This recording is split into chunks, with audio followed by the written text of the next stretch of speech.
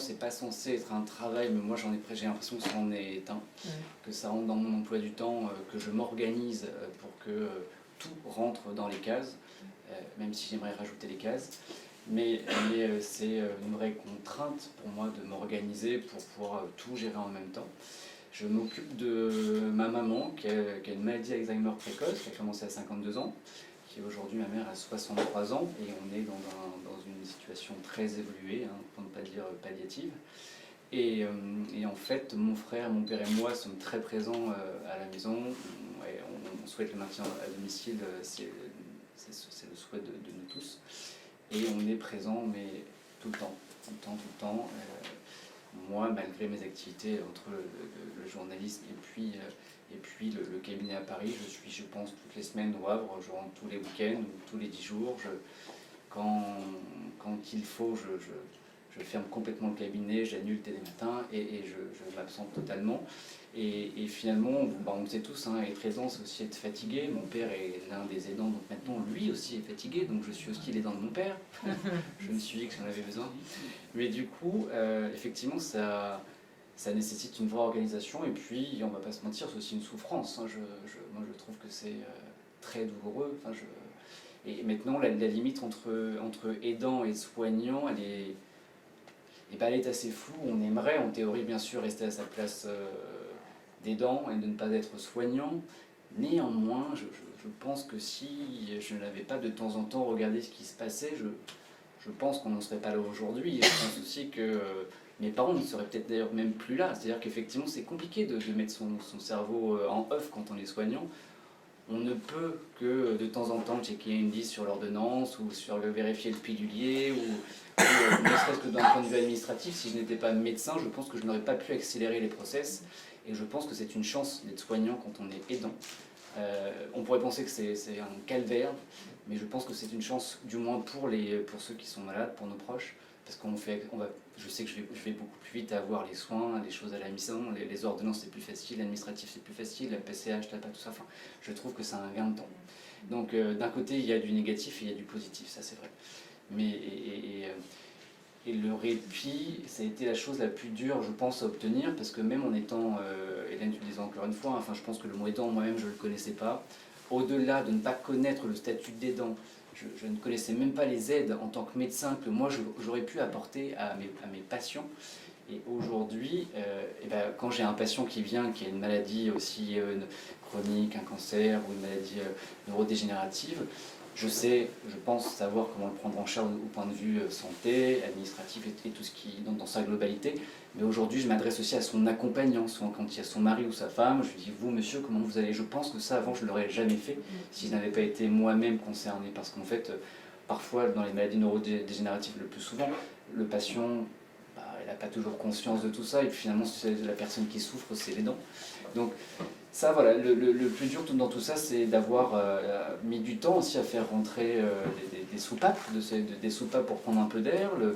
Nous, au Havre, mes parents sont en Normandie, au Havre, il y a une structure qui s'appelle également Répit, qui a été finalement le premier pas pour un peu d'oxygène dans la maison, parce que... Et puis on a mis du temps avant de trouver les bonnes personnes, parce que ça aussi, il faut trouver des personnes qui collent bien avec l'ambiance de la maison. Mais voilà, ça a été les premières choses. En fait, j'ai appris que le répit, effectivement, on peut partir loin, prendre des vacances, souffler. Mais même finalement, le répit, ça commence quand on fait rentrer quelqu'un dans la maison, quand on commence à déléguer. Enfin, moi, j'aime quand je suis même au Havre et que je suis dans ma chambre et je sais qu'il y a l'auxiliaire de vie qui est en bas, et ben, je suis déjà soulagé. Enfin, je n'ai pas à gérer, à faire les repas ou à changer les couches ou à tout gérer dans la maison. Donc, ça, c'est la première chose, c'est apprendre effectivement à accepter que de l'aide puisse rentrer dans la maison pour souffler. Et encore une fois, je te rejoins Hélène aussi sur, je pense que la maladie nous a un peu tous rapprochés, mon frère, mon père et moi, avec ma maman. Voilà, on était trop soudés, peut-être trop. Mais effectivement, je pense que je n'aurais jamais partagé les moments que j'ai aujourd'hui. Alors, si c'était à choisir, je préférais ne pas les partager. Hein. Mais ça a créé une union et un noyau assez fort à la maison. Et on verra, on va continuer autant que se peut dans les meilleures conditions. Mais je sais tous qu'on est aidant ici, on sait que c'est une souffrance et que c'est pas toujours très simple, mais de temps en temps, on arrive à avoir quand même un peu de sourire et un peu de légèreté dans tout ça. Et comment vous vous ressourcez? J'en sais rien. Je pense que, en fait, il y a la théorie, il y a la pratique. Moi, je vais pas dire que je suis une bête de travail, mais j'ai l'impression que plus j'en fais, et mieux ça va. Et souvent, on me dit, mais enfin, ouais, c'est ce besoin de. Alors, souvent, je me pose la question de me dire, est-ce que j'en serais là aujourd'hui si je n'avais pas ma mère à m'occuper, la famille à gérer? Parce que je vous disais, voilà, je suis médecin, les matins c'est quand même debout à 4h30 le lundi, le mardi, le mercredi. Après j'enchaînais avec le cabinet, et puis après on dit, hey, tu peux pas écrire un bouquin? Quoi? Plutôt que de dire non, et ben je peux le faire. Vous vous sentez en bonne santé? Je me sens en bonne santé, je réfléchis pas à ma santé, c'est-à-dire que je verrai ça plus tard. Et déjà j'essaie de dormir, c'est pas chose facile. Et en fait l'inactivité m'angoisse, et je pense que c'est pour ça que je fais beaucoup de choses à côté. Voilà. Pour moi j'ai 3 emplois du temps dans ma vie, et puis évidemment ça va avoir des conséquences même sur ma vie personnelle, hein, ma vie de couple, ou mes vacances, ou mes amis, annuler des vacances, annuler des soirées, rentrer au Havre, fermer le cabinet, voilà, le juste dosage est compliqué. De temps en temps, quand tout est en équilibre, on sait que c'est précaire et on sait que c'est fragile, mais on est content. Et quand il y a une merde, on se dit bon, et ben, dans une semaine ça ira mieux. Donc moi, je suis médecin gastro-entérologue. J'ai arrêté la pratique libérale il y a 3 ans, j'ai pris ma retraite. Et j'ai toujours eu plusieurs métiers en même temps que le libéral. J'ai exercé pendant de nombreuses années des fonctions de direction médicale pour finir directeur médical d'une grosse plateforme de télémédecine qui a fini de m'achever après le Covid parce que je bossais jour et nuit. Donc là, je continue toujours dans le médical. D'ailleurs, même après la retraite, je crois que c'est impossible de s'arrêter quand on est médecin. Par ailleurs, je suis aidante d'un mari handicapé depuis 20 ans. On vient de fêter, entre guillemets, la 20e année de son handicap. Il est parti travailler un beau matin, il avait 50 ans et il a eu un AVC. Il a eu une dissection de carotide, pour ceux qui connaissent ça, dont il est resté lourdement handicapé puisqu'il a une aphasie qui est extrêmement profonde. Et puis, pour un petit peu compléter le tableau, je pense qu'il ne fallait pas que je sois juste aidante et soignante, il fallait aussi que je sois soignée. Et donc, quelques mois après l'AVC de mon mari, j'ai eu un cancer.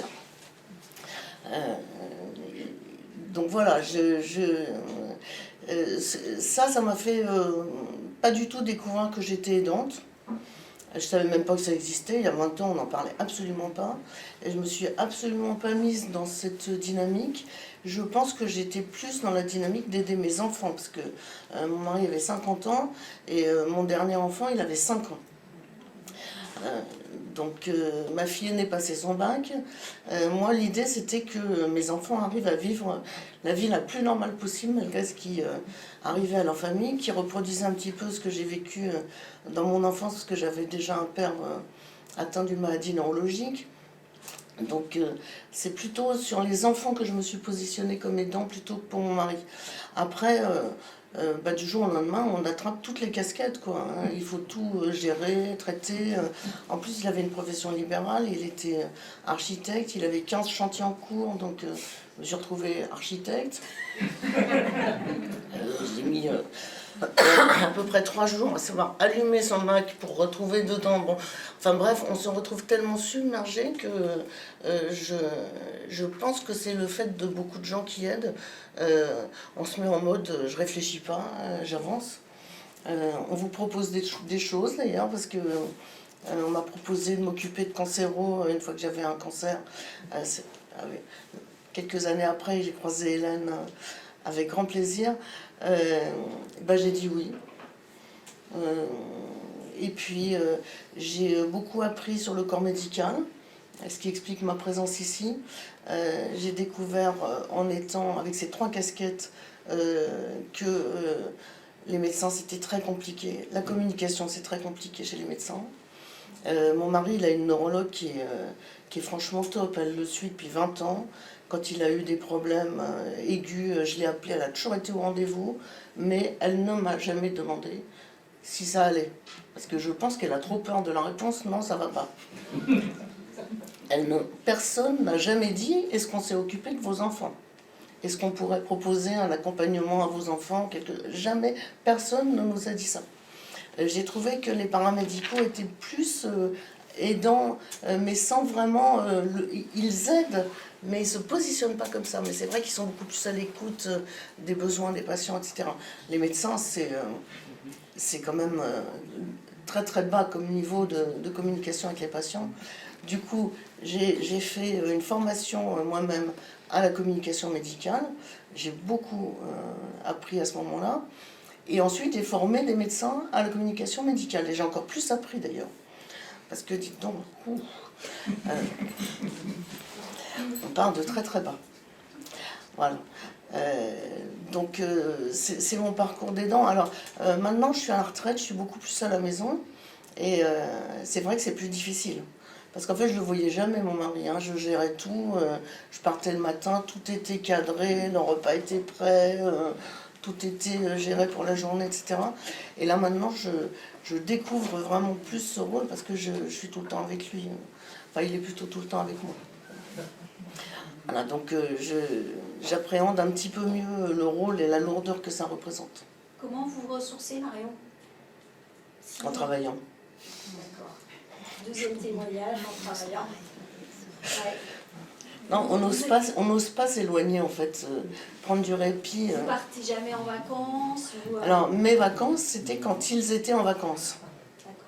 En fait, quand mes enfants étaient en colo, machin et tout, j'envoyais mon mari chez sa mère et moi je travaillais, mais je me sentais totalement en vacances, libre, je pouvais sortir le soir avec qui je voulais, tout ça. Mais non, j'ai du mal à m'éloigner. Et vous auriez envie de quelque chose? J'y réfléchis. Mais bon, il y a toujours cette culpabilité qui... voilà, parce que bon, mon mari, il a un handicap particulier par rapport à beaucoup d'autres handicaps. Il a un handicap invisible. Alors vous le voyez à côté de moi, il est normal. Alors il parle difficilement, donc les gens pensent qu'il est étranger. Mais personne ne le voit comme handicapé en fait. Et si jamais si je me plains, bah, les gens ne comprennent pas pourquoi. Pourquoi elle se plaint, il est normal. Hein. Pendant plusieurs années, on me disait, il va reprendre le boulot, Michel? Ah non, il ne sait plus lire, ni écrire, rien du tout. Ah bon? Mais moi je trouve qu'il parle très très bien. Ah, d'accord, enfin pas moi, mais... Donc c'est très pesant en fait, un handicap invisible. En fait, à l'époque, j'étais aide à domicile. Et donc, je prenais soin des gens à domicile. Donc, j'étais soignante, mais pas tout à fait comme les soignantes d'ici. Et donc, mon papa a eu un cancer. Donc, j'ai été aidante de mon père. Enfin, j'ai repris un rôle que j'avais eu pour ma mère, parce qu'elle avait eu un cancer aussi. Parce que dans la famille, on aime bien les cancers. On trouve que c'est des maladies rigolotes. Et en fait, c'est le fait d'être aidante de mon père qui m'a fait découvrir le monde du soin, mais le soin hospitalier, à domicile, diplômé avec des vrais gens qui savent et tout. C'est ça qui m'a donné envie de devenir soignante. Donc je suis devenue aide-soignante. Et maintenant que je suis aide-soignante, j'ai plus du tout envie d'être aidante en fait. Parce que le soin c'est mon métier, je suis payée pour ça. Et quand j'en ai marre, je m'arrête. Enfin non, là en l'occurrence je peux pas parce qu'il me faut un salaire, mais je sais que si vraiment j'en ai marre, je rends les clés, j'ai dit écoutez j'en peux plus, c'est bon, je me casse. Et là je me retrouve aidante malgré moi de ma belle-mère, donc qui n'est pas ma mère, et je suis en train de divorcer, mon mari est parti vivre à l'autre bout de la France, et pouf, tiens je te laisse ma mère.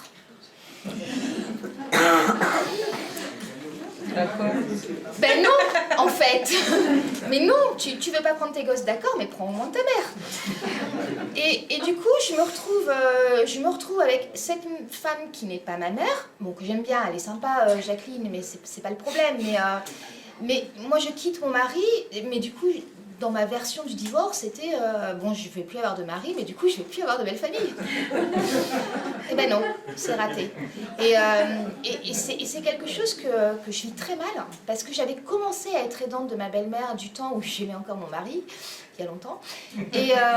Et du coup, j'avais eu ce rôle malgré moi, parce que j'habite à côté, je suis à 2 km, donc c'est bien pratique, parce qu'à l'époque, j'étais pas encore aide-soignante, j'étais aide à domicile, donc c'est bon, Florence, elle sait faire le ménage.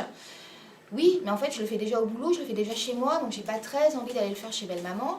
Je suis devenue aide-soignante, oh ben c'est encore mieux, en plus elle pourra l'aider pour la douche. Oui, mais non, en fait. Et puis je suis une fille, donc une fille, c'est plus forcément... Voilà, c'est plus facilement une aidante. Enfin, ça, tu l'expliques depuis des années, mais c'est tellement ça. Et en plus, maintenant, je suis aide-soignante, donc oh ben c'est bon. Elle habite à côté, c'est une fille, elle est aide-soignante, tout bénef. Et moi, j'ai pas envie. Et du coup, je me retrouve piégée dans une situation que je n'ai pas choisie, dont je ne veux pas. Donc là, le but du jeu, c'est de vendre ma maison. Si quelqu'un cherche une maison en Bretagne, à Brandivy, dans un trou paumé, à côté de ma belle-mère de 84 ans, je la vends pour une bouchée de pain. Ma maison, pas la belle-mère. Mais ma belle-mère peut se négocier aussi. Personne n'en veut. À chaque fois, j'essaye, ça marche pas. Et en fait, le but du jeu, là, pour moi, la seule solution que j'ai, c'est la fuite. Parce que au début, j'ai quitté mon mari et j'ai dit à ma belle-mère, non mais rassurez-vous, je vais rester là, tout ça. Sauf que là, ça fait 1 an que je suis là. Et je me dis, ouais, je lui ai promis que j'allais rester là. Mais en fait, moi, je m'occupe d'elle. Après, elle n'est pas malade, enfin, elle est vieille, quoi, c'est tout. Enfin, c'est juste, voilà, elle est vieille, elle m'appelle à 8h du matin parce que le chien est tombé dans le ruisseau et il va se noyer. Bon, maintenant que j'arrive, il est mort. Mais je l'ai enterré quand même, je suis sympa. Mais... Avec les j'ai du mal, hein. Mais du coup, pendant 1 an, j'ai culpabilisé en me disant, si moi aussi je pars, déjà, son fils l'a abandonné, le reste de sa famille est soit mort, soit loin, donc ça sera le pire des abandons, c'est que moi aussi je pars. Et là, j'en suis au stade où je me dis, ouais, mais c'est pas ma mère. Je peux pas, moi, rester dans cette maison dont je ne veux plus, que je dois vendre dans ce trou paumé, parce qu'elle a choisi de vivre dans une maison isolée. C'était son choix de vie, c'était pas le mien. Et là, je suis en train de payer son choix de vie. Et il m'a fallu 1 an pour arriver à me dire, c'est son choix. C'est son choix d'être isolée, c'est pas son choix d'être vieille, mais c'est son choix. C'est pas le mien et c'est pas à moi de le porter. Et en fait, ça me fait un bien fou de le réaliser. Parce que quand tu parles de répit, je te tutoie parce que ça fait des années qu'on se suit sur Twitter. Donc, je suis contente de dire en vrai. Et en fait, quand on parle de répit, le répit, c'est voilà, c'est super culpabilisant. C'est quelque chose qu'on doit à un moment choisir de faire. Et c'est moi, mon répit pendant la maladie de mon père, mon répit, ça a été mon accouchement. Je suis arrivée à la maternité pour accoucher. Alors j'accouchais, mon père était en fin de vie. Enfin, symboliquement, c'était un peu dur. Et c'était mon 2e, ça s'était super bien passé. Je suis restée 1 semaine à la maternité, quoi. Je voulais plus partir. Genre, j'avais mis des tableaux dans la chambre et tout, quoi. Je me foutre dehors, en fait. Mais en fait, parfois, j'entends des aidants dire le répit, c'est quand j'ai été malade. Parce que là, j'avais plus le choix. Il fallait que je m'occupe de moi. C'était moi d'abord. Comme le masque à oxygène en avion, en fait. Et là, moi, mon répit, ça va être de déménager. Et tant pis pour la culpabilité. Et qu'est-ce que vous faites au quotidien pour je fais comme tout le monde, je bosse. Je bosse, j'écris en fait, j'écris des articles pour des revues prescrire, que les gens doivent connaître, actualité sociale hebdomadaire que les gens connaissent moins mais qui est très bien. Et en fait, je fais des conférences à Paris. En fait, ça vous ressource. Ça me ressource et ça, c'est ce qui me fait mon répit en fait. C'est ça mon répit, c'est de bosser tout le temps, quoi. Et quand j'arrête, je suis pas bien quand j'arrête. Est-ce que vous avez un soutien psychologique? Est-ce que vous avez consulté? Le seul soutien psychologique que j'ai eu récemment, c'est à l'hôpital, après la crise Covid, où on a eu une cellule de soutien psy, où on a tous chialé, mais c'était du soutien en tant que soignante. Mais en fait, je ne suis pas estampillée aidante, parce que c'est pas ma mère, c'est ma belle-mère. Vous n'avez pas pu ou pas été voir quelqu'un, un psychologue, un psychiatre? C'est payant les psychologues. Qui était trop loin? C'est payant les psychologues. Et c'est tout con, hein, mais comme je ne me considère pas comme aidante, parce que j'aide beaucoup moins ma belle-mère que tout ce que je peux entendre ici, je ne me sens pas légitime à aller vers les plateformes de répit, à aller vers les groupes de parole. Et pourtant, j'ai travaillé dans ces plateformes. Je travaillais sur la plateforme de répit Alzheimer de Vannes. Enfin, je connais les dispositifs, mais c'est pas je ne suis pas une vraie aidante, je suis une aidante en fuite. Donc moi je suis Anne Balouli, je suis médecin généraliste et gériatre. Pendant mon clinicat de médecine générale, je me suis aussi formée aux sciences sociales. J'ai un master 2 en sciences sociales. Je vous précise ça parce que je pense que c'est vraiment la sociologie qui m'a amenée à l'entrepreneuriat. En fait, moi depuis 2018, donc, je développe une entreprise sociale et solidaire qui propose des outils d'accompagnement aux aidants. Et ce besoin de créer une entreprise sociale et solidaire, c'est vraiment... au début, c'est ce que je croyais. C'est venu vraiment d'un constat dans ma pratique professionnelle.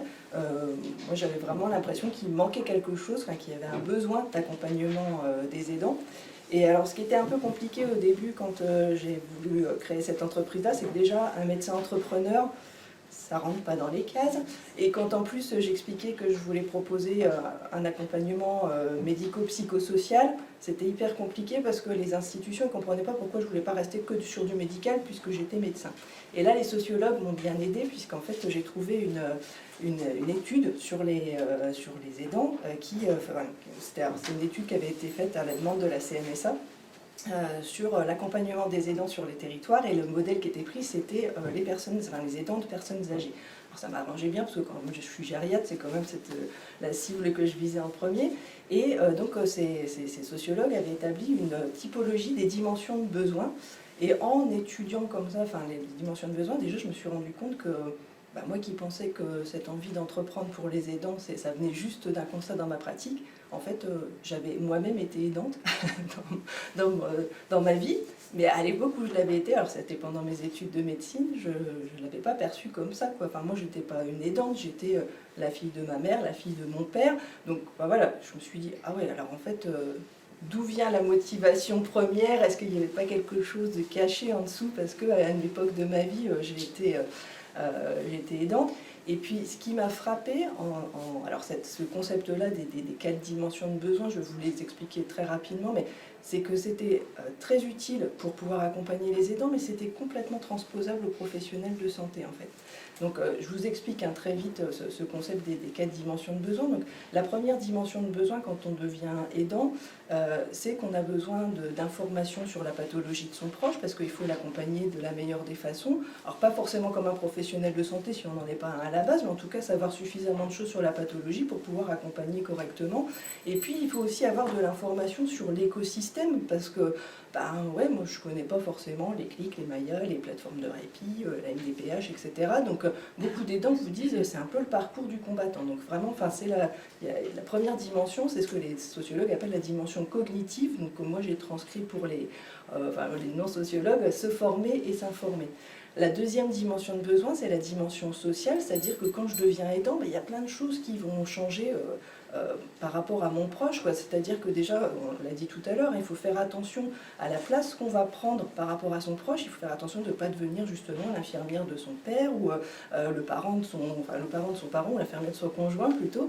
Donc il y a vraiment une place à prendre comme ça. Il y a aussi tout ce qui concerne la communication. Je pense notamment à comment on communique avec quelqu'un qui a des troubles cognitifs.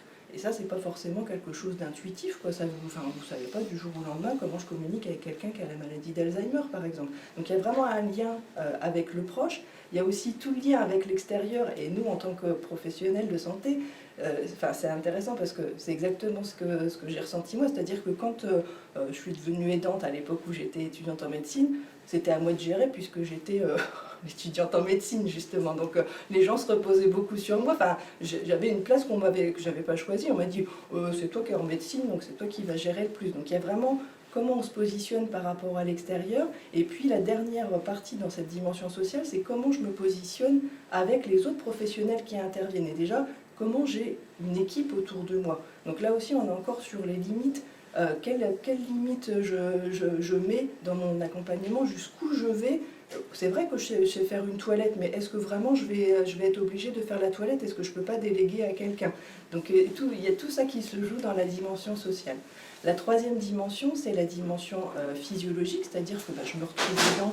Mais moi aussi, j'ai peut-être des problèmes de santé. Je suis peut-être déjà, moi, diabétique, j'ai un cancer.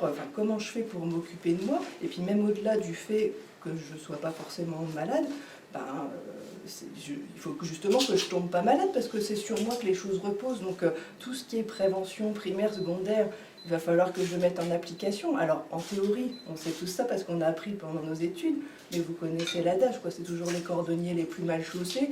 Donc, enfin voilà, les médecins, on sait que déjà de base, enfin voilà, c'est très bien qu'il y ait une maison des soignants, ils ont quand même un petit peu du mal à prendre soin de leur santé. Et puis alors, quand on va dans cette dimension-là, je mets aussi la notion de répit, et là, c'est pareil, quoi. Enfin, comment je fais pour prendre du temps pour moi? Et je voudrais juste faire un petit aparté parce que j'entends tout le monde, moi je travaille pour prendre du temps pour moi. Sur cette notion de répit-là, je pense qu'il faut vraiment se poser la question à partir de combien de temps c'est du répit.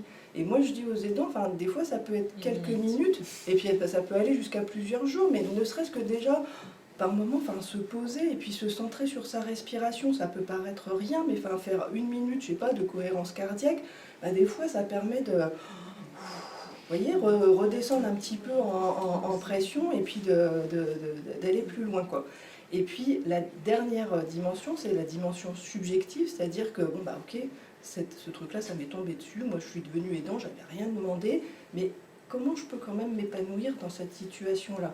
Parce que, enfin, Hélène l'a dit tout à l'heure, mais c'est vrai qu'il y a aussi des belles choses dans la situation d'aide. Moi, j'ai des aidants, j'ai eu des témoignages d'aidants très poignants, des gens qui me disaient pour qui c'était hyper compliqué, mais qui m'ont dit ça a amené quelque chose de plus dans la relation. J'ai un aidant qui m'a dit une fois, ma maman, c'était pas quelqu'un de très aimant, et là, elle me donne des preuves d'amour que jamais j'ai reçu pendant mon enfance, et ça répare quelque chose, le fait d'être aidant.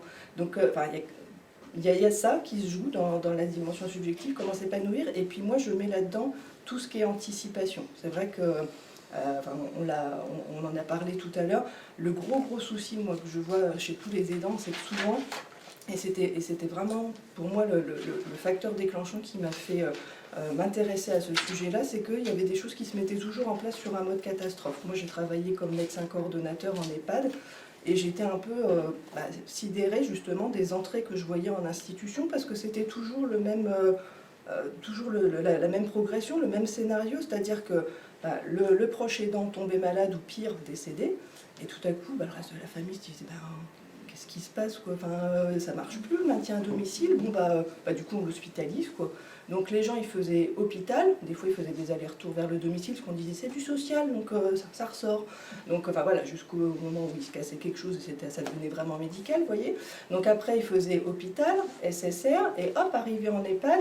Alors moi j'en étais à cette étape-là, et puis souvent c'était pas la dernière, parce que les gens, on leur avait un peu imposé un EHPAD très vite, mais c'était pas forcément celui qui avait été imaginé, donc les gens après ils rechangeaient encore une fois. Je me disais mais c'est quand même dommage, quoi, qu'il n'y ait pas eu d'accompagnement avant des aidants pour pas en arriver sur une situation qui se met un peu en route.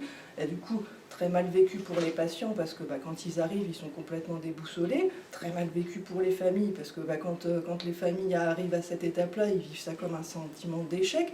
Et donc, voilà, je me suis dit, il y a vraiment quelque chose à faire. Mais quand vous interrogez les aidants, que vous dites, qu'est-ce qui se passerait si un jour ils vous disent, mais dans 95% des cas, je préfère pas y penser. Et je pense que nous, il faut qu'on garde ça aussi en tête, parce que dans nos études, on a des études qui sont très centrées sur l'organe, qui ne sont pas trop centrées sur la personne et sur l'environnement.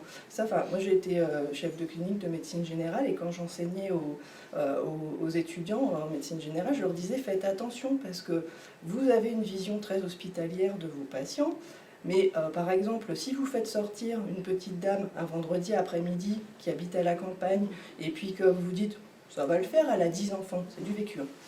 Non, en fait, elle n'a pas 10 enfants, elle a une fille qui vit à la campagne et qui s'occupe d'elle, et faire une HAD un vendredi après-midi sans s'être avant assuré qu'il va y avoir vraiment le relais sur place, c'est compliqué, quoi. Et je pense que c'est un travers qui peut nous rattraper, nous, si on devient aidant, parce que comme on a cette vision très centrée organe, en fait, on ne connaît pas forcément bien tout l'écosystème du domicile, justement, et c'est vraiment un truc sur lequel je pense qu'il faut qu'on fasse attention.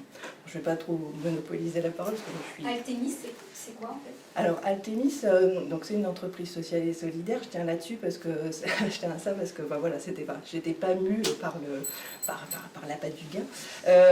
Et donc, je propose des outils d'accompagnement à tous les aidants, c'est-à-dire à la fois les proches aidants, les aidants professionnels et les entreprises qui souhaitent mettre en place des choses pour leurs salariés aidants. Donc pour les proches aidants, ça c'est un choix, moi je ne veux pas proposer des outils payants, donc je ne travaille qu'avec des partenaires qui financent soit des services packagés, comme par exemple des programmes d'accompagnement sur plusieurs mois, ou alors je co-construis avec des partenaires des outils pour les aidants. Par exemple, là, l'année dernière, ils viennent de sortir, on a mis en place avec la compagnie des aidants des modules de formation en ligne pour les aidants, donc ça on a co-construit ensemble. Pour les professionnels de santé, professionnels du domicile, c'est plutôt de la sensibilisation et puis de la formation. Donc moi j'ai une certification Calliope, j'ai pas une labellisation DPC, donc là pareil, des fois je travaille avec des partenaires, des organismes de formation DPC. Bon, je vous le dis si ça vous intéresse, parce que la Haute Autorité de Santé a cette thématique-là des aidants, c'est devenu un thème DPC depuis quelques années. Donc il y a un thème qui s'appelle orientation et prise en charge des aidants. Et par exemple, j'ai développé une formation en ligne avec un organisme de formation qui s'appelle DoctoClass, c'est une formation en e-learning, donc vous pouvez le faire de chez vous, sur orientation et prise en charge des aidants. Il y a en 2000, donc 22 ans maintenant, on a créé cette plateforme qui s'appelle agevillage.com et qui vous propose près de 20 000 articles et un flux d'informations toutes les semaines avec un gros annuaire de solutions locales pour aider à faire le 360 et à essayer d'outiller l'anticipation. En fait, ça c'est le rêve. Et derrière, on s'est rendu compte qu'on devait encore plus outiller les aidants. On essaye avec ma collègue Cécile qui est dans la salle, on essaye de déployer des outils pratiques, web, les plus personnalisés possibles, parce que c'est ce que chacun raconte. Il n'y a aucune histoire qui est la même. Il n'y a aucun parcours qui est identique, donc à chacun d'essayer de mettre un peu ses caractéristiques, et puis à nous d'aller chercher dans nos bases ce qui va correspondre le mieux. Et il y a un des gros sujets qu'on ne veut pas voir quand on est dans ces situations-là, c'est des sujets qu'un éditeur m'a demandé de remettre par papier, parce qu'en effet, quand on ne sait pas quoi faire la nuit, il faut écrire, sinon ça manquerait d'humour. Et donc, ce que j'ai essayé de faire dans ce guide-là, c'est exactement ce qu'on fait sur Internet, sauf que quand on est sur Internet, souvent, on est face à un écran, et l'écran, il est presque embrouillant, parce qu'en fait, il y a tellement de trucs qui peuvent vous apparaître, voilà, vous repartez dans un truc, puis ça vous rend... Bon, bref, donc un bouquin, le gros intérêt, c'est que c'est fermé, quoi. Enfin, je veux dire, à un moment, voilà, il y a tant de pages, ça s'arrêtera là, puis si vraiment vous voulez aller plus loin, vous cherchez. Et en fait, ce qui m'a fait faire, j'ai adoré, il y a une aidante qui, quand je lui ai présenté, m'a dit, en fait, c'est comme le J'élève mon enfant de la Laurence Pernou, vous voyez. C'est, donc voilà, c'est je vous prends par la main du début, et puis on y va, quoi. Allez, on y va. Alors, on est plutôt aidant moyen, grand, petit, et à partir de là, on va tirer les fils, et en fait, le livre, il essaye de reprendre exactement les parcours qui sont sur agevillage.com, mais de manière expliquée. Vous voyez, enfin, je les accueille, le lecteur, j'essaye de lui dire, voilà, on va commencer peut-être déjà par un truc qui fasse jamais personne, c'est l'argent. Hein. Alors ça, c'est quand même un sujet qui n'est pas tabou, qui gêne personne, qui n'est pas gênant. Donc celui-là, tant qu'on ne l'admet pas, qu'il faut le foutre sur la table, parce que ça va vous tomber, enfin, ça va vous revenir en boomerang. Donc en fait, on va essayer d'aider les aidants à monter un espèce de conseil de famille où un des premiers sujets, ça va être le pognon. Où on en est, qu'est-ce qui existe, qu'est-ce qui est possible, qu'est-ce qui est liquide, pas liquide. Vous voyez ce que je veux dire? Le truc où quand ça va péter, il va falloir peut-être débloquer 3 000, 4 000, 10 000...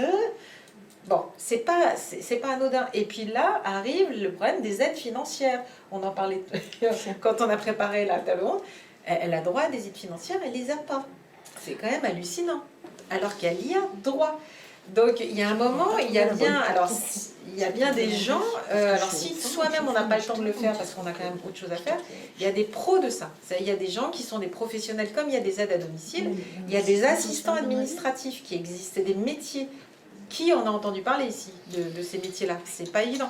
Or, ces gens-là, quand on est devant des situations administrativo-financières costauds, vaut mieux avoir des pros pour monter tous les trucs. Donc il y a ça, il y a l'argent. Alors l'argent, c'est un gros dossier, ça fait une grosse partie du truc. Il y a l'argent et il y a le logement. Avant de parler de la santé, encore une fois, c'est le logement. On va vivre où? On vit où? On vit comment? On vit là? Si c'est là, bah ok, mais comment? On l'adapte, on l'adapte pas, c'est possible, jusque où, jusque quand, qui c'est qui va venir? Et donc derrière, bah, il y a les aides, mais c'est pas les aides financières. Là.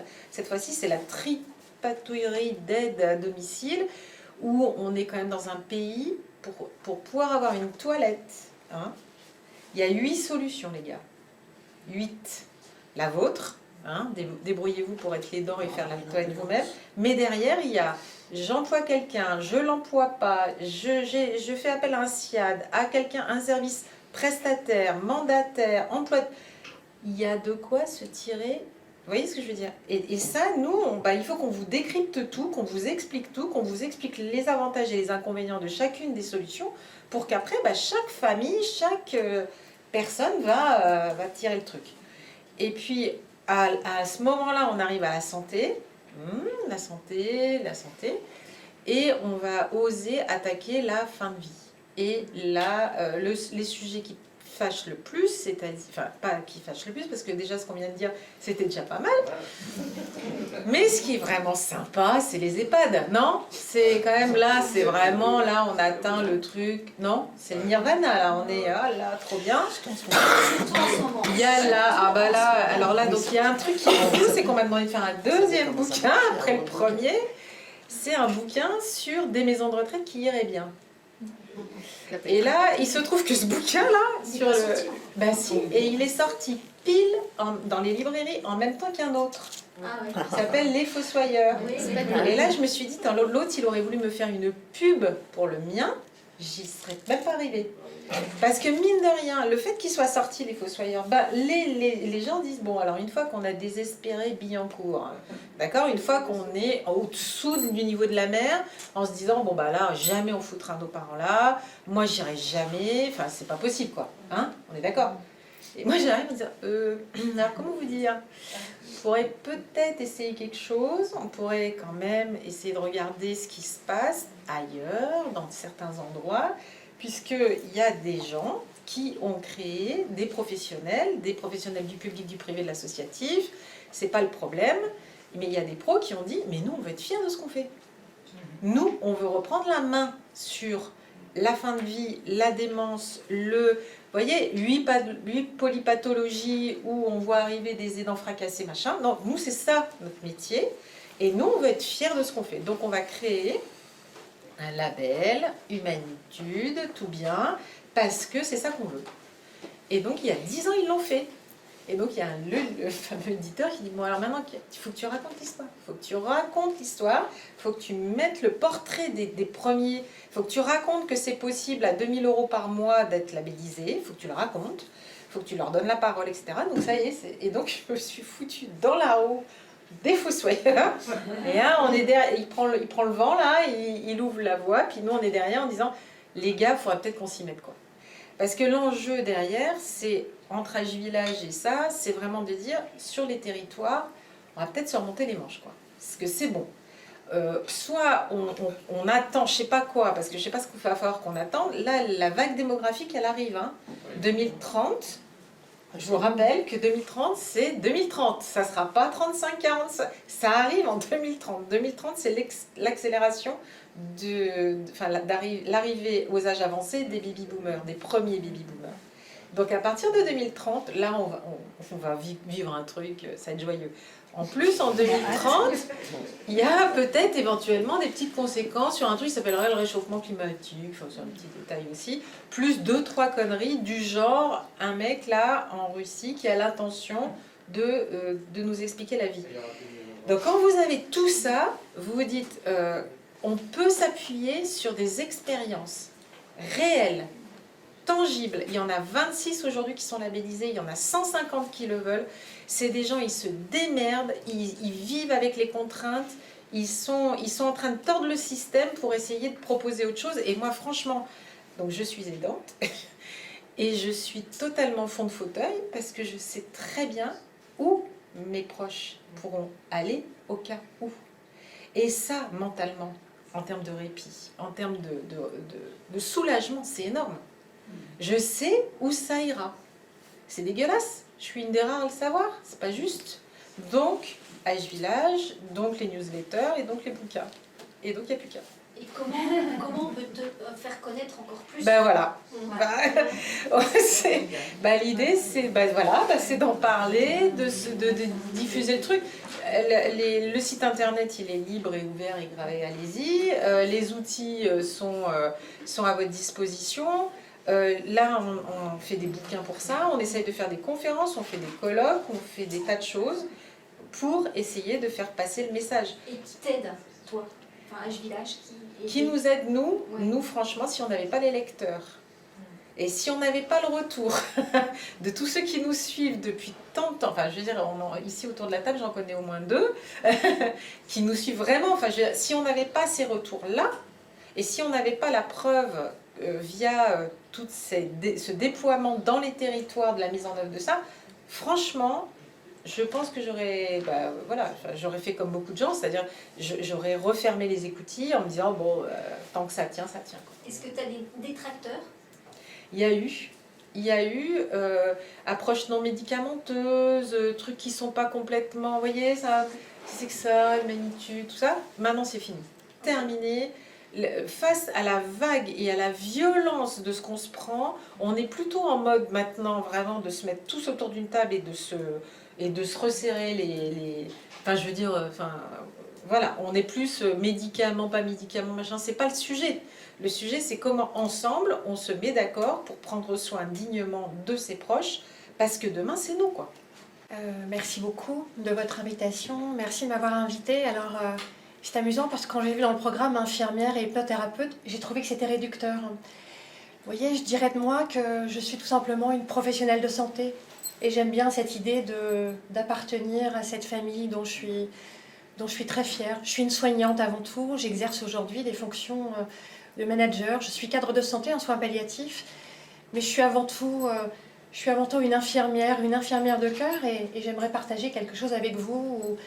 Lorsqu'il y a eu cette épidémie et qu'on nous a applaudis, eh ben moi j'étais gênée d'être applaudie.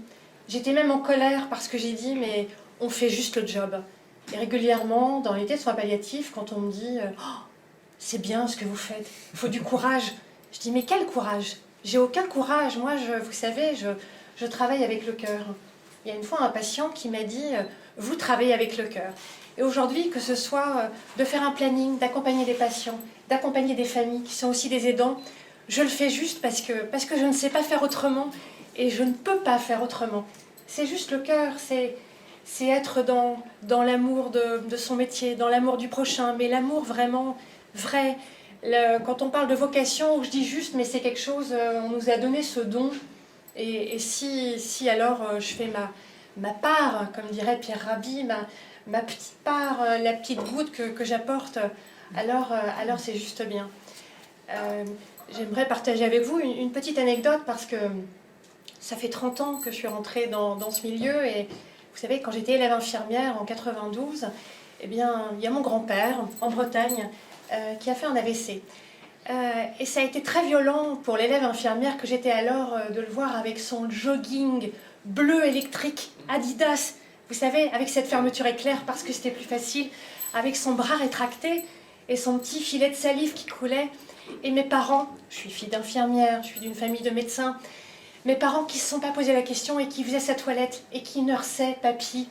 Et je revois, et ça m'a sûrement marqué, et ça a sûrement guidé mon parcours, le comprimé de Moscontin, qui est un morphinique, sur la table de nuit, et mes parents qui faisaient le nursing parce qu'on ne se posait pas de questions, parce qu'à l'époque on ne parlait pas des dents, c'était juste normal.